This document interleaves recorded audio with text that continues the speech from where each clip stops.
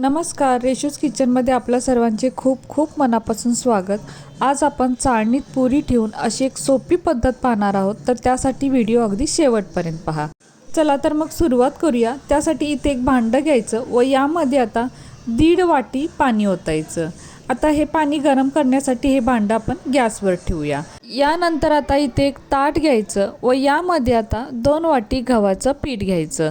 तर हे पीठ चाळून हलकं दाबून घेतलेलं आहे। यानंतर 2 चमचे रवा घालायचा, तर रवा बारीक किंवा मीडियम साईजचा कोणताही चालेल। यानंतर चवीपुरते म्हणजे अर्धा चमचा मीठ घालायचं व आता हे पाणी सुद्धा थोडं गरम झालेलं आहे।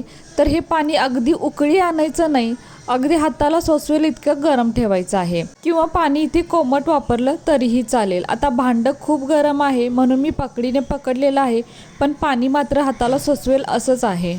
तर हे पाणी आता या पिठामध्ये थोडं थोडं ओतून हे पीठ आपल्याला चांगलं मळून घ्यायचं आहे। तर आता आपण इथे पुरी बनवत आहोत, त्यामुळे पीठ आपल्याला घट्टच मळायचं आहे, चपातीसारखं मऊ मळायचं नाही। म्हणूनच पाणी सगळं एकदम ओतायचं नाही, नाहीतर पाण्याचा नीट अंदाज येत नाही। तर पाणी आपण इथे कोमट वापरलेलं आहे, त्यामुळे या पुऱ्या कडक बनत नाहीत। तर आज आपण इथे 2 पद्धतीने पुऱ्या बनवत आहोत, त्यासाठी व्हिडिओ अगदी शेवटपर्यंत पहा।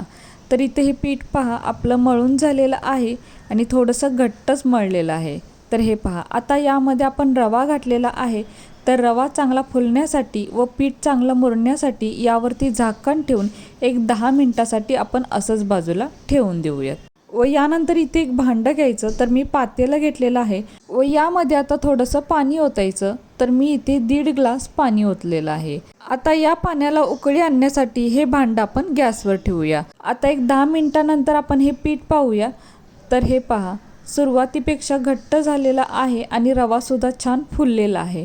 आता यानंतर आपण याच्या पुऱ्या लाटून घेऊया। तर आता पोळपट लाटणं घ्यायचं, सोबतच गव्हाचं थोडं कोरडं पीठ सुद्धा घ्यायचं। यानंतर हाताला थोडंसं तेल लावून या मळलेल्या पिठातलं थोडंसं पीठ काढून घ्यायचं व चपाती लाटण्यासाठी जेवढा आपण मोठा गोळा घेतो त्यापेक्षा सुद्धा थोडासा मोठाच गोळा मी इथे घेतलेला आहे। तर हातावरती असा गोल गोल करायचा व यानंतर आता गव्हाच्या कोरड्या पिठामध्ये बुडवून घ्यायचा। यानंतर आता हा गोळा आपण इथे लाटून घेऊयात। तर खूप पातळ नाही लाटायचा, चपाती जशी लाटतो त्याच पद्धतीने, पण चपातीपेक्षा थोडासा जाड लाटायचा आहे। आणि आपल्याला इथे काही घडी वगैरे घालायची नाही, अगदी सरळ लाटून घ्यायचं आहे। तर पीठ थोडंसं घट्ट मळल्यामुळं काय होतं, गोळा लाटण्यासाठी पीठ किंवा तेल आपल्याला कमी लागतं।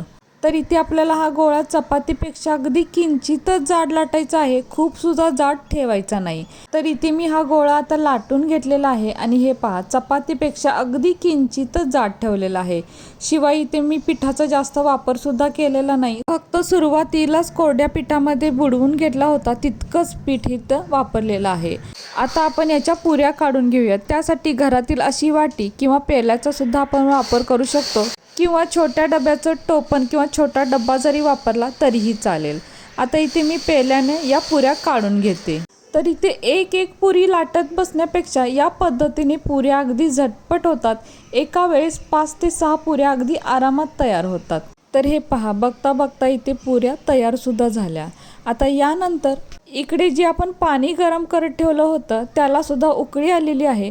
आता गॅस बारीक करायचा व यावरती आता चाळण ठेवायची। तर मोदक पात्र ठेवलं तरीही चालेल व यानंतर या पुऱ्या आता या चाळणीवर ठेवायच्या। तर जितक्या या पुऱ्या चाळणीवर बसतील तितक्या पुऱ्या आपल्याला इथे ठेवून द्यायच्या आहेत। जर पुऱ्या जास्तच असतील तर एकमेकांवर ठेवल्या तरीही चालेल, चिटकत नाहीत, किंवा तेलाचा हात लावून ठेवला तरीही चालेल। तर आता बारीक गॅसवरती यावरती झाकण ठेवून 2 ते 3 मिनिटासाठी फक्त या पुऱ्या आपल्याला वाफवून घ्यायच्या आहेत। पूर्ण शिजवायच्या नाहीत, म्हणजे पूर्ण उकडायच्या नाहीत। आता तोपर्यंत आपण इथे दुसऱ्या पुऱ्या काढून घेऊयात। तर हे पहा, अगदी झटपट या पुऱ्या बनतात। दुसऱ्या पुऱ्या सुद्धा तयार झालेल्या आहेत। आता एक 2 ते 3 मिनिटं सुद्धा झालेली आहेत। तर आता हे आपण झाकण काढून पाहूया पुऱ्या कशा तयार झालेल्या आहेत। तर हे पहा, हाफ बेक म्हणजे पुऱ्या वाफवून घेतलेल्या आहेत फक्त, आणि पुऱ्या अगदी छान वाफवल्याही गेलेल्या आहेत। तर या पुऱ्या खूप इथे गरम आहेत, आपण एका प्लेटमध्ये काढून ठेवूयात। तर इथे बघू शकताय पुऱ्या चाळणीला सुद्धा अजिबात चिकटलेल्या नाहीत। आता यानंतर दुसऱ्या लाटलेल्या सर्व पुऱ्या आपण या चाळणीमध्ये ठेवूया। तर इथे मी तुम्हाला पुरी एकमेकांवर ठेवून दाखवते, आणि म्हणजे तुम्हाला कळेल की पुऱ्या चिकटतात की नाही। तर मी तर तेलसुद्धा लावणार नाही, या पुऱ्या मी अशाच इथे ठेवणार आहे. आता पुऱ्या ठेवून झालेल्या आहेत, यावरती झाकण ठेवूया व 2 ते 3 मिनिटासाठी असंच ठेवून देऊयात. आता इकडे या पहिल्या काढलेल्या पुऱ्या पहा, पटकन थंडसुद्धा झाल्या. चाळणीवर ठेवल्यामुळे याला थोडीशी डिझाईन आलेली आहे. आता यानंतर शिल्लक राहिलेल्या पिठाच्या सुद्धा इथे पुऱ्या काढून घेतलेल्या आहेत. तर आता 2 ते 3 मिनिटं झालेली आहेत आणि हे झाकण काढून चाळणीत ठेवलेल्या पुऱ्या पाहूयात. तर हे पहा, या खूप गरम आहेत, पण यातली एक पुरी उचलून दाखवते. तर हे पहा, अजिबात दुसऱ्या पुरीला चिकटलेली नाहीये. आता ही पुरी आपण प्लेटमध्ये काढून ठेवूया व अशाच आपण बाकीच्या पुऱ्या सुद्धा काढून घेऊयात. तर हे पहा, ही पुरी सुद्धा अजिबात दुसऱ्या पुरींना चिकटलेली नाही. आता उरलेल्या सर्व पुऱ्या आपण प्लेटमध्ये काढून घेऊयात. तर हे पहा, सर्व पुऱ्या इथे काढून घेतलेल्या आहेत आणि पटकन थंडसुद्धा होतात, अजिबात वेळ लागत नाही. तर आता या पुऱ्या आपण इथे वाफवून का घेतलेल्या आहेत, तर या वाफवलेल्या पुऱ्या आपण स्टोअर करू शकतो, म्हणजे एका हवाबंद डब्यामध्ये भरून ठेवू शकतो व आपल्याला जेव्हा हव्यात तेव्हा आपण पटकन तळू शकतो. म्हणजे त्यावेळेला पुन्हा पीठ मळण्यापासून सुरुवात करावी लागणार नाही. पटकन या पुऱ्या काढायच्या आणि तेलामध्ये टाकायच्या आणि अगदी टम्म फुलतात बरं का. मी या तळून तुम्हाला दाखवेनच. कधी कधी आपल्याला कामाची खूप गडबड असते किंवा दुसऱ्या दिवशी किंवा तिसऱ्या दिवशी खूप कामं असतात, तर आपण आधी ही तयारी करून ठेवू शकतो व त्यावेळेस आपण पुऱ्या काढून फक्त तळून देऊ शकतो. आपलं खूप काम वाचतं. तर 2-3 मिनिटामुळे पुढचं आपलं खूप काम वाचू शकतं. म्हणून या पुऱ्या आपण वाफवून घेतलेल्या आहेत. तर इथे काही पुऱ्या मी अशाच ठेवलेल्या आहेत, तळल्यानंतर यातला तुम्हाला फरक दिसेल. तर इकडे कढईमध्ये तेल गरम करत ठेवलेलं होतं आणि पिठाचा गोळा टाकून पाहायचा, तर बुडबुडी येऊन पटकन हा गोळा वर आलेला आहे, म्हणजे तेल अगदी बरोबर तापलेलं आहे. आता यामध्ये आपण पुऱ्या तळून घेऊयात. तर सर्वात पहिली पुरी टाकलेली आहे, जी वाफवलेली आहे. तर पहिली पुरी शक्यतो जास्त फुगत नाही, पण पाहूया आता ही पुरी किती फुगते ती. तर पुरी तेलामध्ये टाकल्यानंतर तेलाचा असा मारा करायचा आणि हे पहा, ही पुरी अगदी फुगत आहे. तर आता पटापट यावरती तेलाचा मारा करूया आणि हे पहा, वाव, पुरी अगदी टम्म फुगलेली आहे. पहिलीच पुरी आहे तरीसुद्धा खूप छान अशी फुगलेली आहे. आता दुसऱ्या बाजूने सुद्धा आपण ही छान अशी तळून घेऊयात. तर अगदी छान असा कलर येईपर्यंत पुऱ्या दोन्ही साईडने तळून घ्यायच्या. तर बघू शकताय, अगदी मस्त फुगलेली आहे, टम्म फुगलेली आहे. तर आता ही तेलातून आपण काढून घेऊया. आता आपण इथे दुसरी पुरी टाकूयात. तर दुसरी पुरी तळायला वेळ लागत नाही, कारण तेलाचं तापमान अगदी बरोबर झालेलं असतं. तर यावर सुद्धा तेलाचा पटापट मारा करायचा आणि हे पहा, ही पुरी तर पलटायला सुद्धा लागलेली नाही, आपोआप पलटलेली आहे. तर या दोन्ही पुऱ्या सुद्धा आपण वाफवलेल्या होत्या. तर ते हे पहा, काय मस्त अगदी फुग्यासारखी फुगलेली आहे. आता ही आपण तेलातून काढून घेऊयात. आता यानंतर ही न वाफवलेली पुरी या तेलामध्ये सोडूयात. तर आता यावरती सुद्धा आपण तेलाचा मारा करूयात. तर ही सुद्धा पुरी आता पटकन फुगलेली आहे. हे पहा, आता पलटून घेऊया, पण याला कलर मात्र अगदी पटकन आलेला आहे. तर आता या दोन्ही साईडने चांगली तळल्यानंतर ही पुरी आता तेलातून आपण काढून घेऊया. आता पुन्हा एकदा एक वाफवलेली आणि डिझाईनवाली पुरी आपण यामध्ये टाकूयात. तर पाहूया ही पुरी किती फुगते. तर यावरती तेलाचा मारा करायचा आणि बघू शकताय, वाव, ही सुद्धा अगदी टम्म फुगलेली आहे. तर बघू शकताय, डिझाईनची असूनसुद्धा इतकी छान फुगते. वाव, ही वाफवलेली पुरी आहे. आता ही सुद्धा आपण तेलातून काढून घेऊयात. तर खूप छान पुऱ्या तयार झालेल्या आहेत या. तर आता यानंतर अजून एक पुरी आपण तेलामध्ये सोडूया आणि बघू शकताय, सर्वच्या सर्व पुऱ्या अगदी छान फुगलेल्या आहेत आणि अगदी मस्त तयार झालेल्या आहेत. वाफवलेल्या पुऱ्या मात्र अगदी टम्म फुगतात, म्हणजे पलटण्याची सुद्धा गरज नसते, इतक्या या छान फुगतात. तर याला सुद्धा छान गोल्डन कलर आलेला आहे. आता ही सुद्धा पुरी आपण काढून घेऊयात.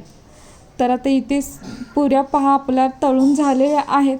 यातल्या 2 पुऱ्या मात्र न वाफवलेल्या आहेत, या 2, आणि बाकीचे या 4 ज्या आहेत त्या वाफवलेल्या पुऱ्या आहेत. आता फरक पहा, याला जरा डार्क कलर आलेला आहे, पण ही पुरी मात्र लगेचच मऊ पडलेली आहे. पण वाफवलेली पुरी पहा, अजून टम्म फुगलेली आहे तशी आहे. सर्वात पहिली पुरी तळली होती ही, पण अजून पण मात्र हे पहा, या पुऱ्या बराच वेळ फुगलेल्या राहतात.